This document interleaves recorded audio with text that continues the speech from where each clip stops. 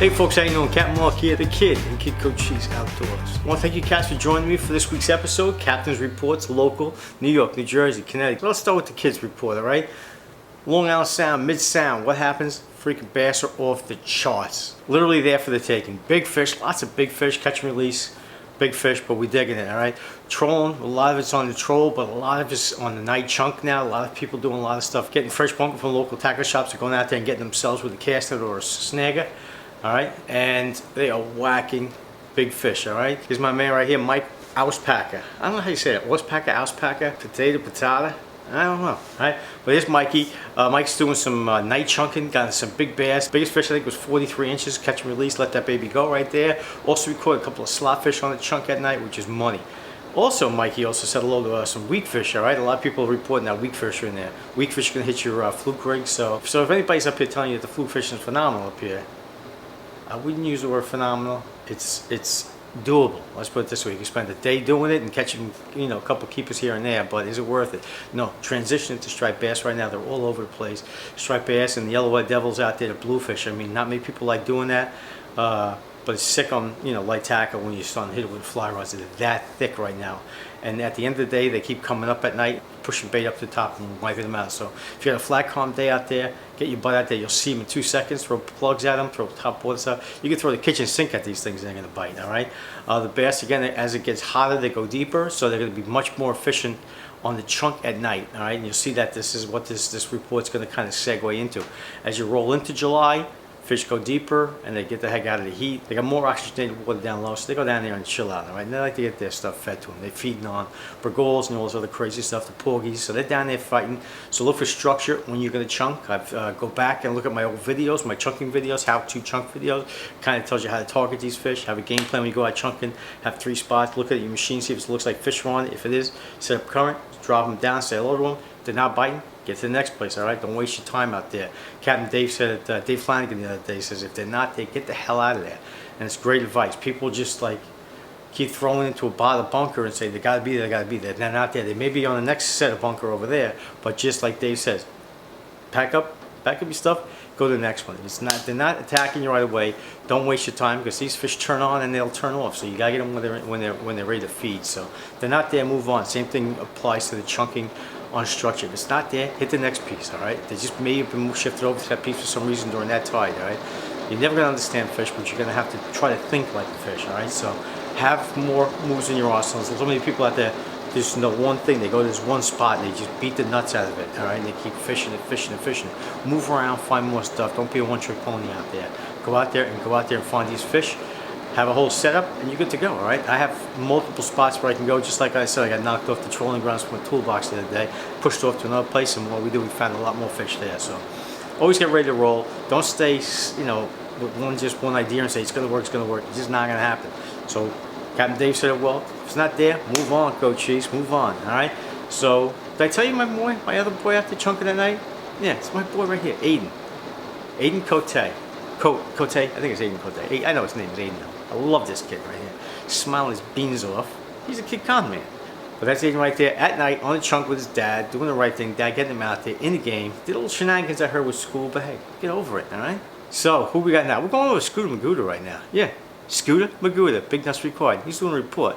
What do you got, Scooter? Thanks, Mark. What's up, guys? Scott over here, Big Nuts Required 2 Sport Fishing. Give you a little rundown what we got going on in the New Jersey area. Right now, I'm just going to start off with the obvious. A lot of thresher sharks around. I know one captain specifically just targeting and catch and release big thresher sharks.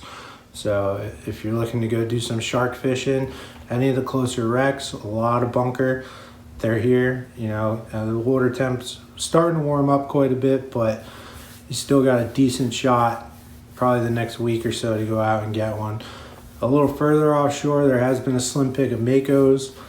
A couple friends of ours just placed second place in the Mako tournament we just had out of Point Pleasant, which is awesome. Congrats to them. Sport Drinking Apparel and Bait Boys. Good job. As far as the tuna fishing goes, there was a decent yellowfin bite recently, a little south canyons. You know, there's a nice warm body of water that moved in there. I know a couple guys that went out last minute Friday night were back home by 7, 8 o'clock in the morning with their limited yellowfin, upwards of 90 pounds. Sterling tracker bars, crazy 8 chains, some took some ballyhoo, so that's awesome to see too. What else? Bluefin, I don't know. But, you know, things are starting to look good offshore. Our fluke fishing starting to pick up really good out front. Still getting them in the back bay, along with actually a good pick of keeper-sized bass, 20 pounds or so. Yeah, so that's what we got going on here. Looking forward to this time of the year. It's always the best time. We get to run far and go have a lot of fun. So get out there, stay safe, tight lines, guys. All right, Scooter, I appreciate it, pal. You're looking good. The guy's tattooed to the nuts right now. Looks like he belongs in some El Salvadorian prison. Prison scene. I can see filming that guy doing something like that. Scooter Magooda, my boy. Let's go to G-Man. Babaloo. What do you got, kid, on the Fire Island Inlet? That place right there. Hey, thanks, kid. Hey, everyone. Captain Bob G-Man here with this week's Fire Island Inlet fishing report. I ran out to Ocean Beach this week for a few hours in search of some weak fish. As soon as the tide turned, it was a consistent, steady pick of weakies along with blues up to 6 pounds. Light-sized jig heads with small white artificials tipped with squid did the trick, despite the breezy south-southwest winds. I also managed a few fluke and a bunch of small dogfish. I'm not hearing too much chatter about local striped bass, but I'll forward you that as soon as I get the reports. I was out with my friend Joe, fluking between West Channel and just east of the Sore Thumb and managed a few short fluke, but all the sea robins you could ever want. Well, that's it for now. Everyone catch 'em up, be safe. Back to you, kid. All right, thanks there, Babaloo. Who we got now? Oh, we're going to Captain Larry over in Connecticut. You know damn well Larry's got something hanging up in this scene right here. What's he got hanging up? Let's go take a peek. Thanks, Mark. Hey guys, how's it going? My name's Captain Larry Gonzalez from Larry's Fishing Charters. Oh, you know it's a shirt. I guess Larry doesn't quite understand that I have skills. I can do this. All right? Whatever. Larry, what do you got, kid? The fishing has been phenomenal. I mean, there's just no other way to put it. The striped bass and bluefish have invaded the western Long Island Sound, and for the past 2 weeks, we've been cashing in. During the day, we've been trolling them up, you know, using bunker spoons, mojos, umbrellas.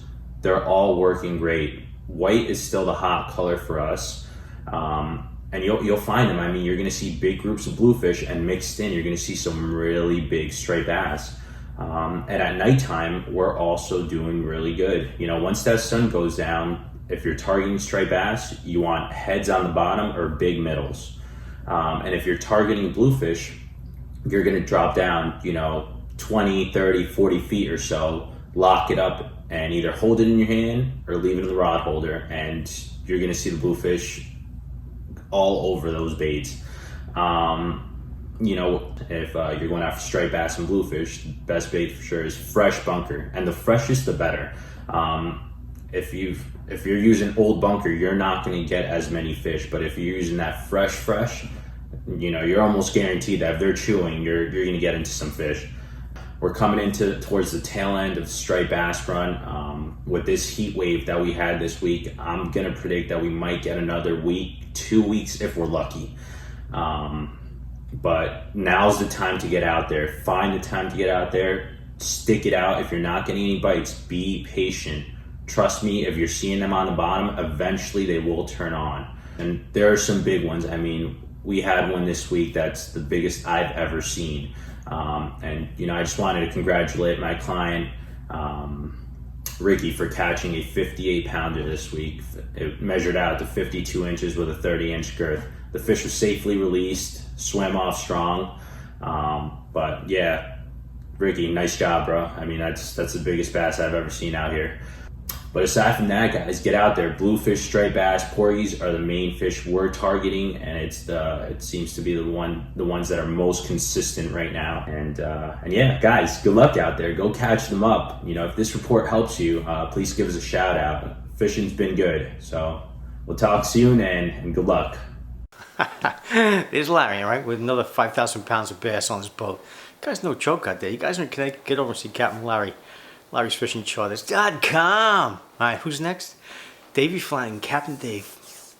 Scambogus and throws a picture of his daughter in there. Right here, I'm putting her in. Why am I putting her in? 2 reasons. She's cute as a bastard. And secondly, she's in a car-mobile right there. Alright? She's in a car-mobile. That sounds damn good too. How you doing, ladies?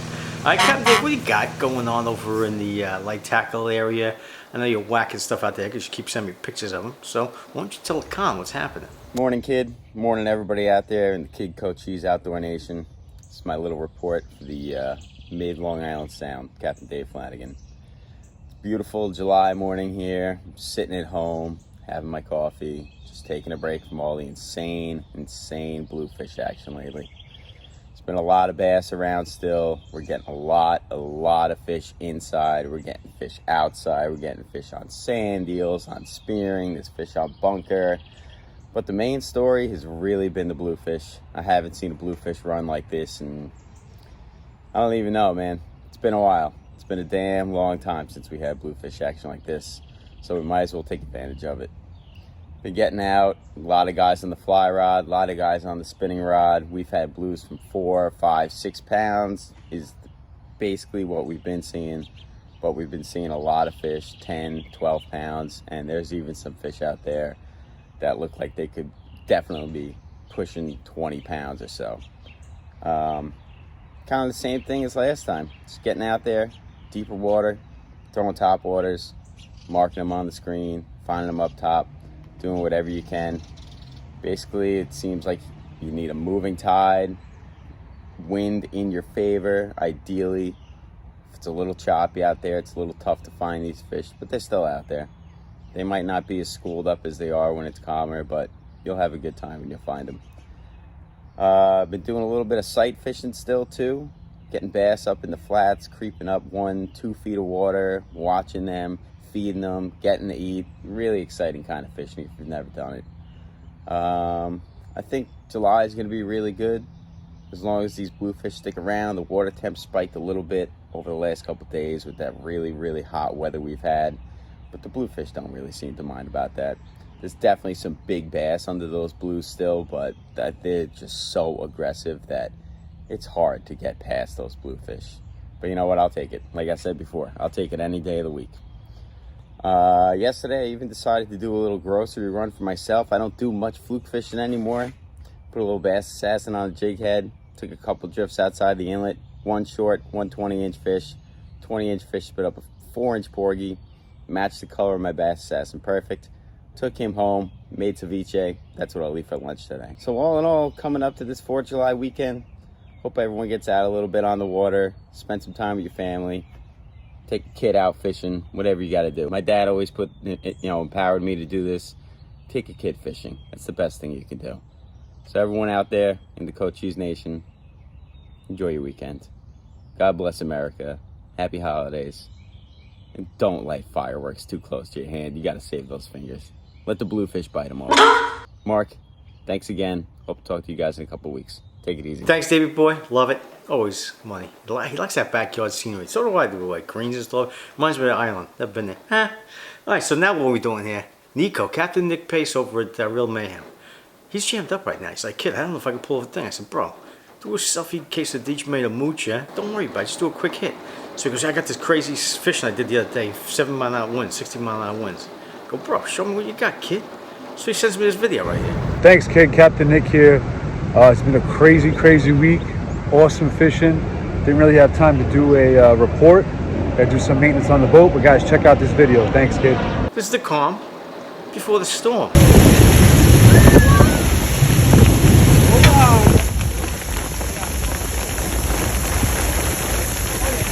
There he is, Mike. There he is. Big fish. Oh, yeah. In the big storm. Still whacking fish like a madman now. Captain Nick Pace over at Real Mayhem. You guys got a chance. I'm telling you, the guy's whacking crazy fish. Reach out to Captain Nick and the crew over there. They're no joke. Always on fish, all right?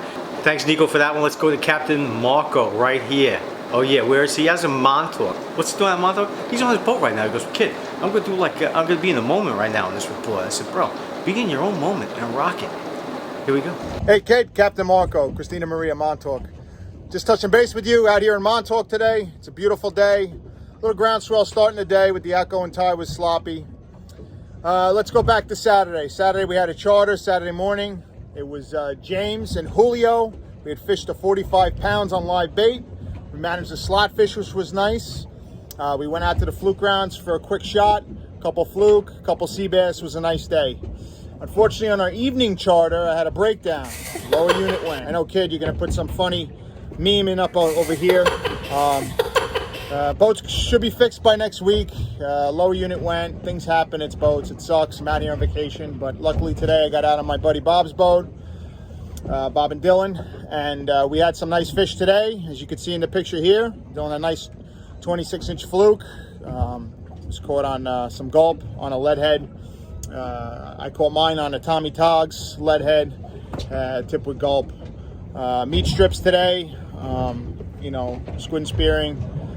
Just you got to put your time in. You know, today I had to work a couple different locations on the outgoing, and then we had a couple on the flood. You know, with that groundswell, you just got to work locations that'll allow you to fish comfortably. As far as sea bass, there's sea bass everywhere. Clams, jigging them.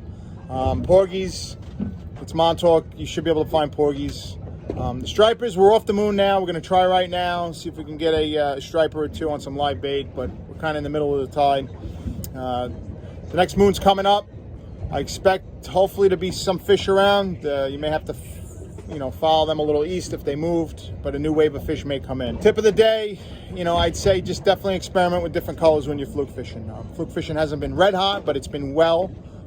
Definitely fish to be caught. Temps are getting up there with the, you know, with the temperature. This week was super hot. Out here was beautiful.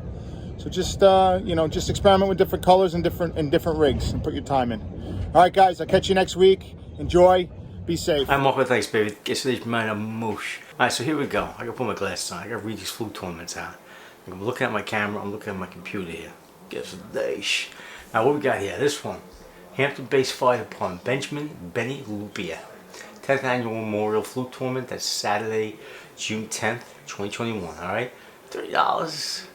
Mint the Rooch. Captain's meeting's on the 9th. Alright, make that one. Alright, now we got High Hook. He's doing an online fishing tournament which starts tomorrow. Go to High Hook Fish. Go to High Hook Fish on Instagram. Check that out. Get in that tournament.